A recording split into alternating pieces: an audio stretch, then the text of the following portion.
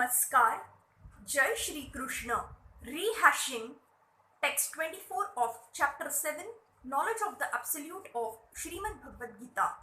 Text 24.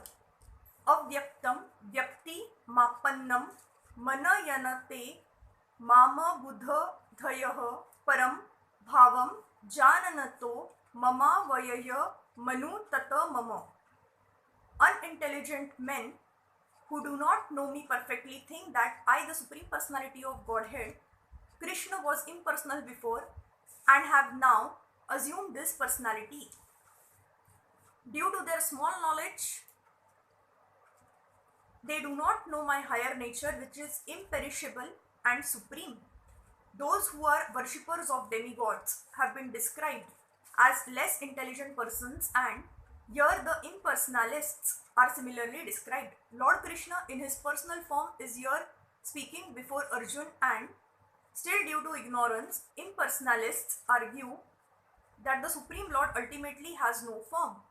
Yamunacharya, a great devotee of the Lord, in the disciplic succession of Ramanujacharya, has written a very appropriate verse in this connection. He says, Tvama Shila Rupa Charitaha Parama Prakrustaiha Satvena Satvika Taya Prabala Isa Cha Shastraha Prakhyata Daiva Parmartha Vidam Mata Isa Cha Naiva Sura Prakrutayaha Prabhavanti Bodham. My dear Lord, devotees like Vyasdev and Narad know you to be the personality of Godhead. By understanding different Vedic literatures, one can come to know your characteristics, your form and your activities, and one can thus understand that you are the Supreme Personality of Godhead. But those who are in the modes of passion and ignorance, the demons, non-devotees, cannot understand you. You are unable to understand for them. However expert such non-devotees may be in discussing Vedanta and the Upanishads and other Vedic literatures, it is not possible for them to understand the personality of Godhead. Stotra Ratna 12. In the Brahma Samhita, it is stated that the personality of Godhead cannot be understood simply by study of the Vedanta literature. Only by the mercy of the Supreme Lord can the personality of the Supreme be known.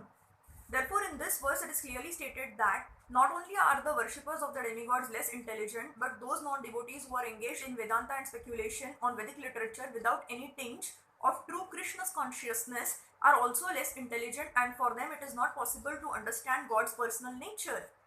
Persons who are under the impression that the absolute truth is impersonal are described as abuddhayaha, which means those who do not know the ultimate feature of the absolute truth. In the Srimad Bhagavatam, it is stated that supreme realization begins from the impersonal Brahman and then rises to the localized super soul, but the ultimate word in the absolute truth is the personality of Godhead. Modern impersonalists are still less intelligent, for they do not even follow their great predecessor Shankaracharya, who has specifically stated that Krishna is the Supreme Personality of Godhead. Impersonalists, therefore, not knowing the supreme truth, think Krishna to be only the son of Devaki and Vasudev, or a prince, or a powerful living entity. This is also condemned in the Bhagavad Gita 9.11. Avajananti mama buddha manusim tanum asritam. Only the fools regard me as an ordinary person. The fact is that no one can understand Krishna without rendering devotional service and without developing Krishna's consciousness. The Bhagavatam 10.14.29 confirms this. Athapi te deva padma bhuja dvaya prasada leshanu grahahita ivahi janati tattvam bhagavana mahimno na kanaya iko api Siram Visin 1. My Lord, if one is favored by even a slight trace of the mercy of your lotus feet, he can understand the greatness of your personality. But those who speculate to understand the Supreme Personality of Godhead are unable to know you, even though they continue to study the Vedas for many years. One cannot understand the Supreme Personality of Godhead, Krishna, or his form, quality, or name simply by mental speculation or by discussing Vedic literature. One must understand him by devotional service. When one is fully engaged in Krishna's consciousness, by beginning by chanting the Maha Mantra, Hare Krishna, Krishna Krishna, Hare Hare, Hare Ram, Ram Ram, Hare Hare.